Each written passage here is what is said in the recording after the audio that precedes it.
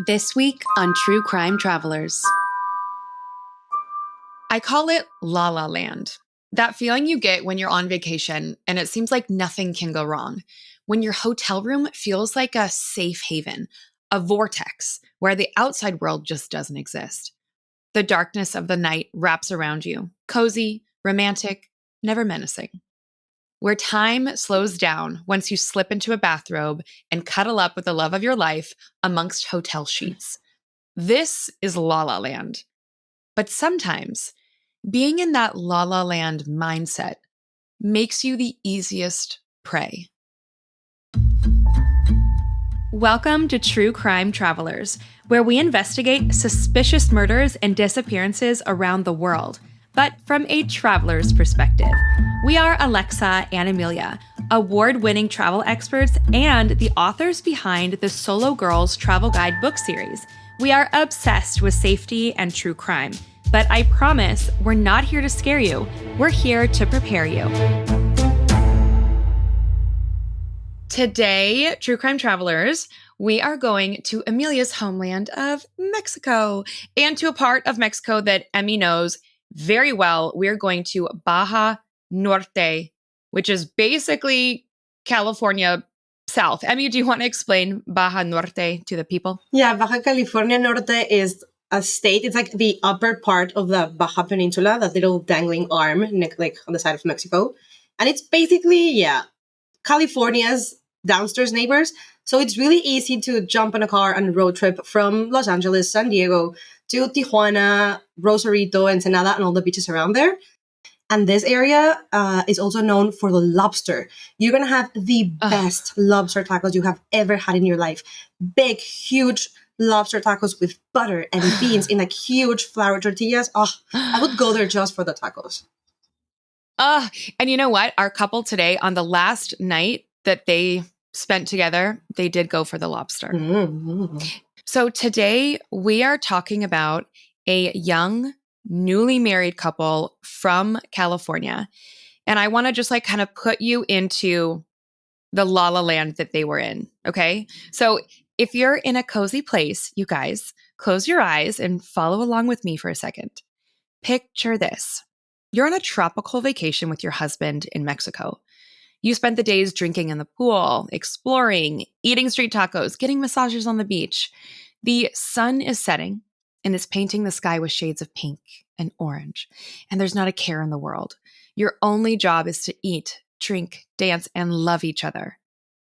Now open your eyes and understand that this was the La La Land that Elliot Blair and his wife, Kim Williams, were experiencing when they arrived at the Las Rocas Resort and Spa in Rosarito Beach, January 2023.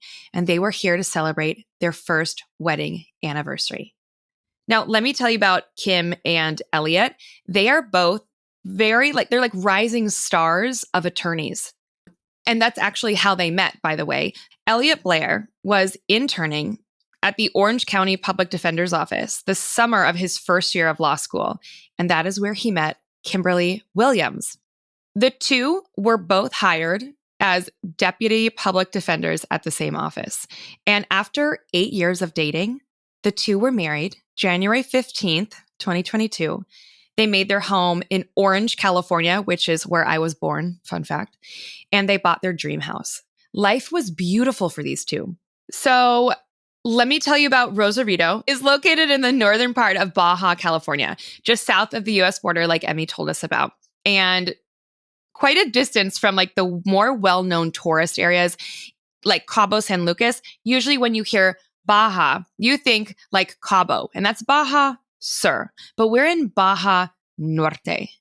And the town that Elliot and Kim love to go to is called Rosarito. And you guys, it is just a 2-hour drive from their dream home in Orange, California. So they get to go their favorite place in just 2 hours. It is so easy for them to get there. Emmy, so much so that Elliot and Kim, they have been to this resort 5 times. 5 times? Okay. This is their spot, and they always ask for a junior suite. They always ask for room 308. 5 times room 308. So, Em, if you've stayed at a hotel, even just 2 times, but especially 5, you know the staff. Yeah. So Elliot knows the staff. Yeah. And he speaks fluent Spanish. So for him, it's like coming home, and it's their first wedding anniversary. It's a milestone. And they are so welcomed at this resort. And Kim said in an interview, we were just so happy to be there. It was everything we wanted, a break from the world, just the two of us.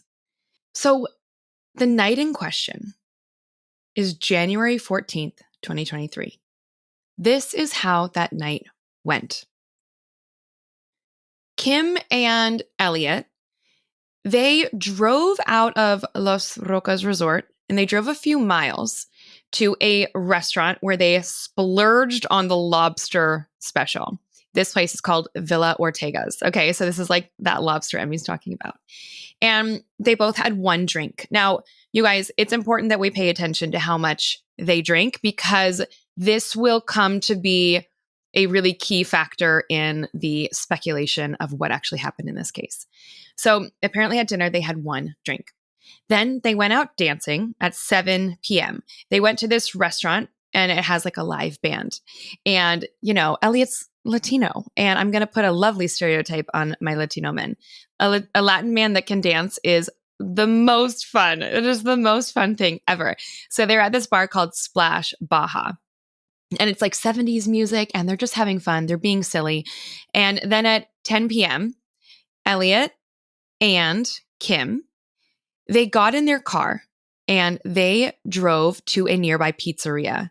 It's a pizzeria near the resort. And by the time they get there, it's like 10:30 p.m. And Elliot knows the workers and the owner of this pizza place. So they're having their best night. They're like in their favorite little resort town. They go to dinner, they have the lobster, they go dance, they go see their friends. Best night ever. And around 11 p.m., they made their way back to the bar at Las Rocas. So this is at the resort, okay? Mm-hmm. During the 45 minutes that they were at the bar, according to Kim, Elliot only had one margarita. Okay. So she says during the entire night, the entire day, they had 6 drinks. They also watched the sunset, like at the pool, at the resort before they went to dinner. So they had 6 drinks over the night. If you have 6 drinks, how are you feeling, Em? Kind of tipsy, but if you have them like in a long period of time, I guess you're not that drunk. No, you're spacing them out. And, he's a dude. I'm sure this isn't like his first time drinking, right? And they were eating, right? And they were eating the whole time. They were eating and they were dancing. So they're metabolizing. So he's had 6 drinks. He is probably tipsy, but it does not sound like this guy is blacked out. By the time they returned to their hotel room, it was almost midnight. Okay. In bed before midnight. Like that's my favorite way to do it. You drink all day in bed before midnight. When they get to their hotel room, Kim is exhausted from the fun of the day. She's really happy. And she's feeling kind of like the weight of the sun and the sea. And she climbs into bed and she starts dozing off. And she remembers as she's falling asleep, Elliot, the ever attentive partner, he's awake a little bit longer. He's kind of like, putting things away. He's getting ready for bed. And then he's brushing his teeth and then he'll climb back in bed with her. This is normal stuff, right? Yeah, completely. Yeah. And I don't know about you, but when my boyfriend and I travel together, I always sigh a little sigh of relief when it's pajama time. I feel like, okay, we did it. Another travel day without incident, without injury, and we're in bed and we did it. But it never would cross my mind once me and my boyfriend get into bed that more events could unfold. It's like once you're tucked into bed, that's it. Day's done. Yeah. Right? And that's the thing about those final moments before sleep, the feeling of safety, of letting your guard down. The hotel room where Elliot and Kim were, it's a quiet room. The only sound was the gentle hum of the aircon and the distant crashing waves. Elliot was not yet in bed, but watching him get ready for bed, Kim felt safe and she drifted to sleep. Now we're going to go back to this picturing. We're going to go back to envisioning how Kim felt. She's in her safe hotel room with her husband, her protector, in a place that they know. So imagine her shock. Imagine how she felt when the serene silence of that room turned into something else entirely. In the darkness, in the middle of the night, Kim was jolted awake. There were men standing outside of her hotel room door, which was now slightly ajar, their shadows looming in the dim light. Confusion gripped her. She turned to grab her husband in the bed beside her to say, "Hey, what's going on?" But as she reached over, she felt nothing. Elliot was not in bed with her. Who were these men at the door? Had they taken him? Was he tied up in the bathroom? What was this? What was going on? Then they say, "Ma'am, is that your boyfriend out there?" Boyfriend, Kim thought. I don't have a boyfriend. Where's my husband? She's still delirious. She realizes that the men at her door were hotel staff. She gets up. She walks towards them. They lead her outside to see what was going on. Disoriented and terrified now, Kim follows them outside. And the scene that she walked into was unimaginable. Her husband, of exactly 1 year, Elliot Blair, who had been warm and alive and brushing his teeth just what seems like moments ago, was now lying cold and still on the cement below. No blood. She doesn't recall seeing blood. No one tried CPR. He was just laying there with people around him. Something had happened all while Kim was asleep. She stood there frozen in shock, her mind struggling to grasp what she was seeing. And then, according to Kim, what happens next throws the entire case into quiet chaos for her. Around 1:45 a.m., she says that the lead investigator steps over Elliot's body, and through the interpreter with him, he says to Kim, "There's a bullet hole in his head." Kim was still in a daze, her body moving on autopilot as she started being questioned by authorities. The questions came fast and relentless. Where had she been? Where had he been? What did she see? Did she hear anything unusual? Did they think she was a suspect? It seems like it. I mean, it's usually the spouse, right? So they say, "Did the two of you have a fight?" One officer asked her this. His tone was measured but suggestive, Were there any problems in your relationship? Kim could barely comprehend the insinuations. She was devastated. Her grief compounded by the fact that she's being treated as a suspect in her own husband's death in another country in the middle of the night while Elliot is basically wearing pajamas. What is going on? Now, I'm going to just give the spoiler alert here. There was no bullet hole in Elliot's head. No bullet hole, no blood. I was gonna say, if there was no blood, how could there have been a bullet hole? Right. So this is now leading us to see how sloppy this investigation, how sloppy this case, how sloppy it's all going to be, okay? To say a flippant thing like that on the crime scene to the wife, so disrespectful, so crazy. But yeah, Kim at this point, though, was still being treated as a suspect. And then suddenly they say to her, "You can go. Here's your wallet. Go back to the hotel. We recommend you go back to the US and we'll contact you." Almost like she lost a piece of luggage. All the while, they're encouraging Kim to hurry up and get Elliot's body cremated. Which obviously, she didn't do. Kim wasn't just going to cremate her husband's body and move on. She wanted answers. She wanted an investigation. But it didn't happen that fast. So a GoFundMe page was started to raise the money to assist the family with their own investigation. And that GoFundMe raised over $100,000 Oh my God. very quickly. I know. So they were able to get their own investigator, but as their own investigator was just kind of beginning, within a week of Elliot's death. Even though they weren't giving answers to Kim, Mexican officials released a statement saying that Elliot Blair's death was a tragic accident. Of course I did. They also said, of course they did. And they also said that this 33-year-old man had a very high blood alcohol level. But, according to experts, it takes weeks or months to get the BAC test back, okay? So that statement, that wasn't a fact. That was a guess. You know, they're just trying to paint Elliot Blair as another drunk tourist who fell off his balcony in the middle of the night. Yeah, one more drunken gringo. Yes, that is the story they're trying to tell.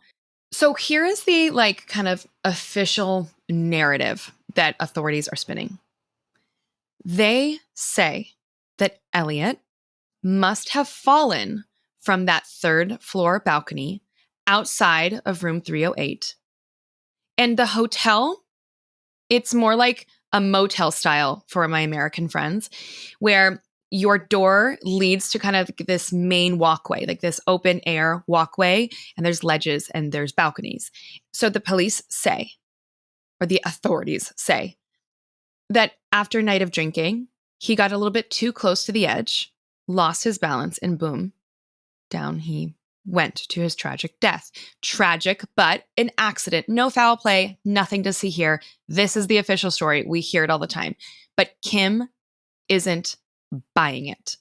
Are you buying it? Absolutely not. I don't think I'm buying it either. We're going to break this case down bit by bit, and I'm going to tell you some more information after this quick break. Want to travel with us? Every summer, Amelia and I take small groups of women away from the daily stressors of life in what we call river therapy. Imagine whitewater rafting in the most stunning locations across the USA, completely off the grid for up to 5 days, designed specifically for women who need a soul reset. Bring your stresses, anxieties, and fears, bring your dreams, wishes, and goals, and join us for river therapy. Go to alexa-west.com and click on Glow Up Travel to join our next trip. Okay, Emmy. The Mexican authorities are calling Elliot Blair's death a tragic accident. But his wife, Kim, celebrating her 1-year anniversary with her husband, Elliot, isn't buying it, and neither is Elliot's family. We see this happen so often. We just did the case about Scarlett Keeling in India, and Emmy, you remember the police said that there were no signs of foul play, but when her mother got to the body was covered in bruises, 50 bruises. Do you remember? Yeah, that's what local authorities love to say. They would just want to protect the reputation of the places. I agree. And it's a lot easier to brush tourists away because their home country, they're eventually going to go to their home country. You know, It is really complicated to fight a case in another country where there's red tape. There's a language that you don't speak. There are systems that you don't understand. So they're hoping that when they say it was an accident, that you'll just say, okay, and walk away. Yeah, and sadly, in Mexico's case, and I'm sorry to say this about my country, but when it comes to police, there's a lot of corruption involved. Yeah, a lot of corruption. But the police, they didn't know who they were dealing with. Kim, Elliot, they're these incredible attorneys that are loved and beloved. They have a community behind them. So if they thought that they were going to be able to brush these two away, they had another thing coming. So let's now imagine again that you're Kim. Imagine that you are Kim. You are in another country, and the love of your life, your travel partner, your safety, the person that makes the world seem like it makes sense, has just died in the most mysterious, gut-wrenching way possible. And you are alone, no less. Fun fact, Kim and Elliot, the night of Elliot's death, they had met another couple in a bar, and they got along so well, they exchanged numbers. So Kim, in the middle of the night, calls this woman that she had just met in a bar, 4 hours earlier, and is like, oh my God, my husband, whatever. Could you imagine having just met someone in a bar, then getting a call that they're panicking in the middle? Isn't that crazy? That's wild. But at the same time, it is a testament to the fact that when you meet another traveler, you instantly become allies. So I am very glad that she did have someone there. She had this other couple there. Travel friends are real friends. Travel friends are real friends. You actually go through shit. And like, I pray to God that no one ever goes through a death with a travel friend. But anyways, so she's in Mexico with the police, the paperwork, and the ultimate horror, the fact that she has to now leave Elliot's body behind because it is part of an investigation. Imagine walking away, imagine going to the airport, getting on a plane, knowing that he's still there, alone, cold, in the morgue. That is a pain that no one should have to bear. This is literally my worst nightmare. Like my safety brain when I'm traveling with you or with Tim, I always like think about like, how do I keep you guys safe if something goes wrong? And now this is literally my worst nightmare too. Yes. So now, even worse, Kim has to sit on that plane without Elliot's hand in hers. She has to go home alone. I have chills. Like, yeah. So this incident happened in January 2023.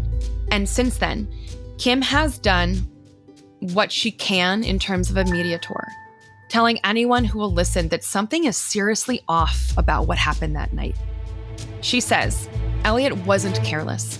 He was careful, thoughtful. There is no way he just fell. Kim is convinced that there is more to the story. Something sinister that either the police missed or are covering up. So what is the real story here? Was this just a tragic accident? Or was something darker going on? I've got the 911 records here, and we're going to start breaking down a timeline, okay? So according to the 911 records on that night, the first call came in at 12:50 a.m. It was resort staff. They called and they said, a person has apparently suffered a fall. They called it a fall. So the first person on the scene says someone has apparently fallen. Around 1:10 a.m., the paramedics arrive, and they immediately declare that Blair has no vital signs. At 1:15 a.m., this is when the other detective gets on the scene, and he makes that careless, flippant comment about a bullet hole in his head. And that's basically all we have, is that happened. And then police swept Kim up into this whirlwind, and she was sent back home without him. And they wanted an autopsy. Remember, the police were like, hey, maybe cremate the body. And she's like, no, we want an autopsy. But it took almost a month for them to get Elliot's body back to Orange County for the autopsy.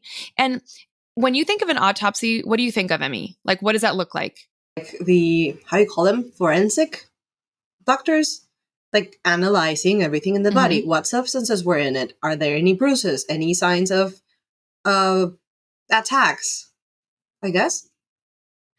Right. So I was confused when the autopsy is also talking about the crime scene, because I usually think of an autopsy as just talking about like the body on a cold table under harsh light with someone like investigating it. But the autopsy in this case, they mention the crime scene. And is that normal? I don't think so. I mean, I'm not an expert, but according to every crime show I've ever watched. Yeah. No? I wonder if like the coroner was on the crime scene in order to get details of how the body was found, because maybe that's just like an extra layer of then understanding what you're working with when it's on the table. But apparently, this autopsy mentions that there was blood inside the bathroom of the hotel, suggesting that they think like, okay, either he was bleeding and then he left the room, or that something happened outside and he came back and he bled. But I don't believe they ever tested this blood and matched it to Elliot. They said it was like a reddish brown color, which means that it's dried. And if it's dried, it's probably just really bad housekeeping. Ew. Right? Ew, right? So I have read that, and I know that people in the true crime community have talked about that, but that's my take, is like, I do not think that Elliot was bleeding inside. And if he was, it would have not been dried, right? And also it makes no sense, like, there was blood in the bathroom, but we're not going to match it to the victim. I know. What else did the autopsy say? It said that he had sustained 40 fractures to the back of his skull, as well as road rash on his knees and a toe injury, which makes his family believe that he was dragged, you know? You don't get 40 fractures in your skull from a third story. Right. And it's the back of his head. So if it's the back of his head, you would think then that meant he was sitting on the balcony and fell back. Maybe, is it possible that while he's falling, he tried to like hold himself with his leg and that's what gave him road rash and hurt his toe? Maybe. Or maybe he fell onto, like he hit something before hitting the ground. But it was a really clear fall, directly clear fall. So there was nothing in his way. It doesn't make any sense to me then. No. So this is what the autopsy says, is that 40 fractures, road rash, indicating that he was dragged. And the toxicology report, you know, the Mexican authorities were saying, oh, he was wasted. Blair's body had been embalmed in a Mexican funeral home for a month, which makes it really hard to get toxicology tests.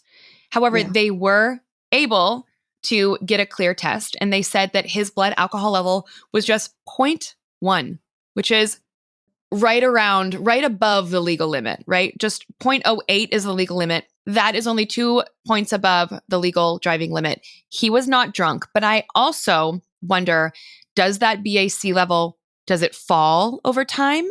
I'm looking it up. All right, I'm asking, does the BAC level lower in a deceased body over time? The answer is no. The BAC level in a deceased body does not decrease over time the way it does in a living person because the body stops metabolizing. So this was his legit BAC level. 0.1. So he was not just another drunken gringo. He was not just another drunken gringo. That theory is done. That theory is dead. I'm furious. That is debunked. So we know now that Elliot was not drunk, but he was wearing his jammies. He was just in his boxers and a t-shirt and socks, which is what his family says he sleeps in. Mm-hmm. And somehow he went from his room to the cement below his room. How did that happen? And why would he be outside if he was about to get into bed? I know. If he was going to go out, okay, it's time to play detective, Em. Let us activate detective mode. Okay, Emmy, what is your theory? I could see you like really speculating. I could see the whole time. I think we need to ask the question, what if it really was an accident? My thought is, what was he a smoker? What if he was like, oh, I'll have one last smoke before I go to bed? So he went outside and then he just kind of leaned on the rail or the balcony and fell to the ground. Right. So I'll put a photo of the hotel on truecrimetravelers.com so you can see what we're talking about. And the ledges at this motel, they weren't high enough, in my opinion. They weren't high enough. Like, here's the thing. When a ledge is lower than your waist, it can make it surprisingly easy for your torso to become like top heavy, especially if you're leaning over or maybe looking out at the view or just like resting your hands somewhere. That is like a surefire way to fall off a balcony is if it doesn't hit you at the right spot. 100%. And yeah, I mean, that can happen. The autopsy doesn't make a lot of sense though. So that's what makes me not really believe this theory, but I think it's a really valid question out there. I think with the autopsy that they said he had these scrapes and 40 fractures to the back of his skull, it sounds very violent, but it also just could have been that he was sitting and he fell back, right? Oh, wait, I have a light bulb moment right now. They have their own private balcony. If he wanted to go out and smoke, Emmy, or go like look at the sunset, he would have gone on the private balcony. Oh. Why did he go out the front door? This makes even less sense. Okay, well, I have a crazy freaking plot twist that is going to lead us into theory number 2 that might make this make sense. Bring it. But we will do that right after this quick break. Hi guys, Emilia here. So, fun fact about me, I have been visiting Baja since I was young. And to this day, it is one of my favorite places in the entire world. I have seen baby humpback whales learning how to jump. I have swum with whale sharks and sea lions and even baby sea lions, and gone scuba diving through incredible shipwrecks. And I want you to experience it too. I am so excited to announce our brand new guidebook, The Solo Girls Travel Guide to Baja Sur. Forget the crowded cabo scene. This guide takes you straight to the heart of Baja's most secret beaches, roadside taco stands, and hidden gems. So go to truecrimetravelers.com and click on the Solo Girls Travel Guide, where you can find our new Baja Sur guidebook along with the rest of our Mexico collection, created to help you travel with less fear and more fun. I honestly feel like a monster that I've hidden this from you and our listeners for this entire episode, but there is something that happened in the timeline of the day that I didn't tell you. Okay? There's another theory out there that Elliot and Kim might have been targeted for a robbery. I mean, think about it, right? They were staying in a resort that's known for attracting American tourists with money. Gringos, yeah.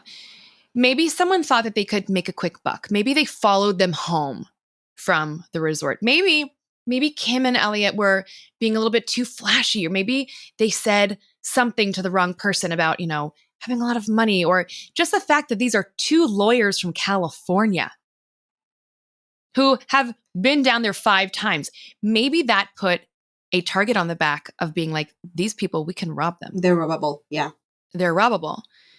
And maybe someone tried to rob them in the room. Maybe Elliot resisted, things got violent, and maybe he was pushed off the balcony. But who are the suspects? Who would rob them? It could be anyone, right? Like a disgruntled hotel employee, a local thief, or even maybe a local police officer. Because get this. 90 minutes before the couple returned home that night, they had driven a few miles down to the restaurant and then a bar and then a pizzeria. On the way home, they had a run-in with the police. Elliot and Kim were pulled over by the police for allegedly rolling through a stop sign. That's a really easy thing to say, like, oh, wait, we saw you back there. You did this thing, so we got to stop you. This wasn't your typical traffic stop in the States. The officer didn't issue a ticket. Instead, they asked for a bribe. Normal? A mordida, we call it.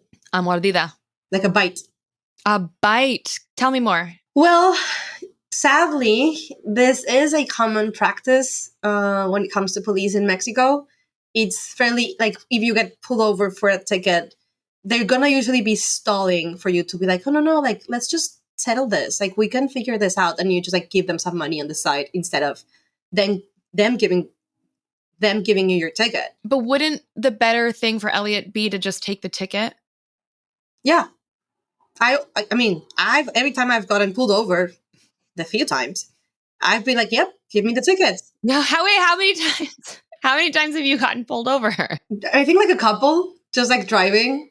One time in Baja Sur, actually, because I didn't see one of those like red stop signs, because we don't usually have those in Mexico. We have these in Baja Norte and Baja Sur because of the Americans. That is such a fun fact. Oh my gosh. You don't have stop signs usually in Mexico, but you have them in Baja because Americans go down there, so Americans need to know how to drive. Oh my God, that's fascinating, Emmy. It is. But sadly, the bribes, like the bribe thing, it is a very common practice with police, especially transit police. So yeah, I am not surprised that happened. So yeah, that is what happened to Elliot and Kim. Now, let's break this down further. If you are pulled over by the police in Mexico, you give them a bribe, you go on your way, right? Mm-hmm. But Elliot, he's a lawyer, he's smart, and he is fluent in Spanish. They had a little bit of a back and forth. And the bribe that Elliot paid, he was reluctantly paying that bribe. Did that put a target on his back? Did he piss off the wrong cop on the wrong day? So here's where things get interesting. What if this encounter, this pullover and this bribe, is it possible that this pullover, this wrong cop, was the trigger for the murder of Elliot Blair? I think the wrong cop at the wrong time. It sounds like ego, you know? Hello, telenovelas. Yeah, you know, what if Elliot said something that he didn't like and he was like raging? And here's the thing. Kim isn't fluent in Spanish. So Kim, she might have thought my husband is being respectful and responsible, but maybe he wasn't. We will never know that. But we have some more questions to answer, Emmy, because if that's our who, what about our how? How did it happen? How did Kim sleep through it all? Let's look at the hotel room, okay? You and I are going to look at the hotel room and we're going to kind of like map this out. Ooh, an activity. Okay. So, Mija, okay. Yeah. I am going to send you a photo of the hotel room. But before I send it to you, I'm going to read the review on TripAdvisor where I got this photo, okay? There is a woman who wrote this review who stayed in room 308. So the photo she posted, we know is the exact photo, okay? I will use a little disclaimer that this review was in 2017, which is 6 years before, but the layout of this room did not change. The layout of this room is the exact same. This is from this lady on TripAdvisor in 2017. Me and my husband, can I read it with a Texas accent? Yes, please. LA, hold on. Activating Texas. Me and my husband decided to go on a quick getaway for our anniversary, and we don't have much time for planning. Somebody recommended Las Rocas to us. I immediately booked a junior suite, and I paid $211 for a 2-night stay in room 308 with free American breakfast. It really says that. If you're accustomed at staying at 5-star hotels, do not expect much. This is a type of hotel that is old and outdated, but still fine. If they update it, it would be nice. And scene. Okay, so I have a question. Dígame.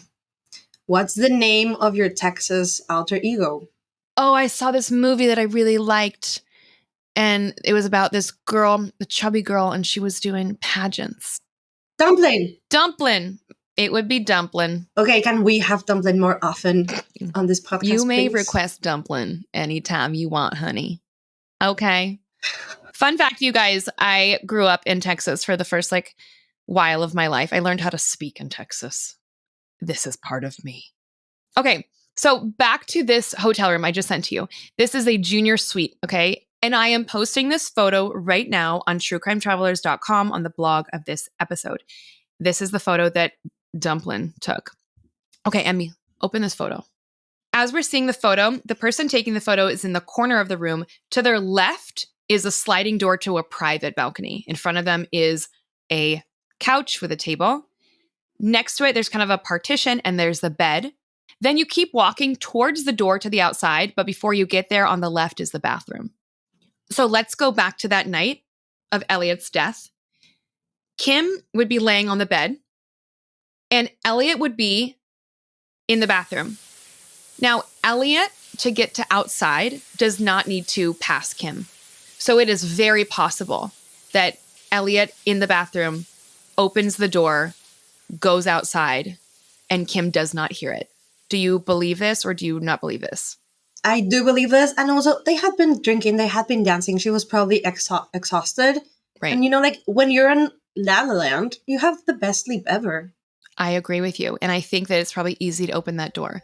So now that I'm looking at this, I could see a world in which Elliot's in the bathroom and someone else opens the door and has direct, immediate access to him. He is vulnerable. He is brushing his goddamn teeth. He is vulnerable. His guard is so down because he is in La La Land. They may have just forgotten to lock the door. And it may be that he was followed by the police or by someone that the police sent to go give him a shakedown, this cocky lawyer or whatever. They opened the door, maybe grab him, hit him, push him. But whatever it was, it must have happened so fast because Kim wasn't awakened. There wasn't a scream. Which brings me to my next theory. Okay, my next theory is, it sounds more likely to me that if whoever did come was coming to kill. I agree. So, theory number 3. Another thing that we have to do is explore every angle. I don't want to do this. It doesn't feel good for me to do this, but I have to just say this. What if Kim did it? I think that is an important question to ask because, like you said at the beginning of this episode, it's often the spouse. It's usually the spouse. So I just looked up some stats. And in the case of domestic homicides, which includes murders with intimate relationships, like a spouse or a partner, around 1 in 5 homicide victims are killed by an intimate partner. 1 in 5. So did Kim do it? Did Kim do it? First of all, we would have to think of a motive if Kim did it. It's not money. They have the same job. They make the same salary. They, by all accounts, including the couple that had met them earlier that day, they were in love and happy and just living life. Now, the official report on the autopsy that was conducted in Mexico said that it was aggravated homicide. And the family, Kim's family and Elliot's family and their whole community, they still believe that he is, quote, the victim of a brutal crime. All right? So there was a GoFundMe set up that I mentioned earlier that was helping in this private investigation. There are many updates on the GoFundMe. I will put the link on our blog on truecrimetravelers.com so you can go through and read all these details and what the family has to say. And in one part of the updates, they list the only, quote unquote, the only real facts that are known are this. And I'm going to list some of the known facts that the family knows through their investigation. Okay? Is that Elliot and Kim had stayed at Los Rocas Resort and Spa on multiple occasions in the past 5 years. Elliot was a fluent Spanish speaker. Additionally, Elliot and Kim had stayed in this specific room on the 3rd floor on multiple occasions, meaning that Elliot was very familiar with the layout of Los Rocas Resort and Spa, as well as its hallways and walkways. And obviously, they're saying this because they do not believe it's a fall. The next point that they make, the incident did not occur off their room's private balcony, nor any balcony for that matter. There's 3 more facts. Elliot was not intoxicated at the time of this incident. Elliot was found in his underwear, his sleeping t-shirt, and his socks. And little to no investigation into the circumstances into Elliot's death was conducted by the Rosarito Police Department. So basically saying, this was not an accident. What they say did not happen. The investigation was shitty. They believe it was a crime. I believe it was a crime as well. So, what do you guys think? As I always say, Amelia and I don't have all the answers, but we want them. Please visit us at truecrimetravelers.com. Go to the blog. Write your theories in the comments. Read other people's theories. Share information. You can always send us information that we don't have at our email, hola@truecrimetravelers.com. So, in conclusion to this, there are 2 to 3 most likely theories. It was either a tragic accident, it was a targeted robbery or murder from an angry cop or someone, or it was his wife. So what do you guys think? What are we missing here? What are we missing? Because we still don't have answers, and neither do they. Now, the GoFundMe was very successful, and the family is very grateful. They said that your contributions have assisted with getting Elliot home, funeral costs, investigation, legal costs, and the private autopsy. And you guys, I haven't been able to find much on the private autopsy. So if you have that, please email it to me. I would love to find it. They say that any remaining funds will be applied towards the ongoing investigation, return of their mutual property from Mexico. Like, she didn't even get to bring her stuff home, and shared home expenses, because now Kim lives alone. They bought their dream home in Orange, California, and now she is the only person. I can't imagine. The family has set up, however, you guys, they have set up an NGO. They said, we want to honor Elliot's life by continuing his legacy and dedication to at-risk youth involved in the juvenile justice system.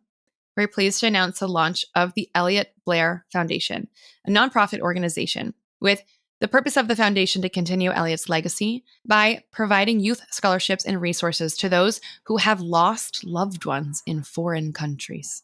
I love that. So they truly understand how difficult it is, not just dealing with a loved one that's passed, but in an investigation. And then how do you pick up the pieces? So the GoFundMe no longer accepts donations, but any further help would be so welcomed at the ElliotBlairFoundation.com. And it's Elliot with 2 L's, ELLIOT, BlairFoundation.com. And we'll put the link in the show notes. Before we wrap up, as we do in every episode, we want to talk about what can we take away from what happened to Elliot Blair and Kim Williams Blair in Mexico. The travel lesson of the day for me is simple but crucial, especially traveling in La La Land. Always remember to keep your doors closed and locked, especially when staying in a familiar place. Just because it's familiar doesn't mean that you can let down all sense of safety. We talk about this a lot in the podcast. Routines will get you. People like routines. They follow routines. If you come here often, let's say that, someone knows you often and they get to know that, oh, this is a frequent traveler, frequent money spender, even though they seem really nice, they might be putting a target on your back. So no matter where you are traveling, please take a few extra precautions. Whether you're on the ground floor or the top floor, secure your room. It's a small step that can help keep you safe. Amelia and I recently did a tutorial with this gadget. We were at her parents' house for Christmas, and we did this tutorial of this portable door alarm that you set in your door and you close it and then you lock it. But if somehow someone gets through, this alarm goes off. And we'll show you how to use it on this episode's blog at truecrimetravelers.com. And do you want to know where we're going next week? Yeah. We are going to one of the most mysterious places on Earth. We're going to North Korea. Oh my God. Yeah. So you're going to want to come back here next week because that story is crazy. And fun fact, my ex-boyfriend actually went on this trip. Tell you guys more next week. This podcast delves into true crime cases, and we want to remind our listeners that all individuals mentioned are presumed innocent until proven guilty. The opinions expressed here are solely those of myself and Amelia. We strive to research thoroughly and provide accurate and up-to-date information, but please be aware that some details may evolve over time. We encourage you to do your own research and verify the information presented. Thanks for listening. Travel friends are real friends.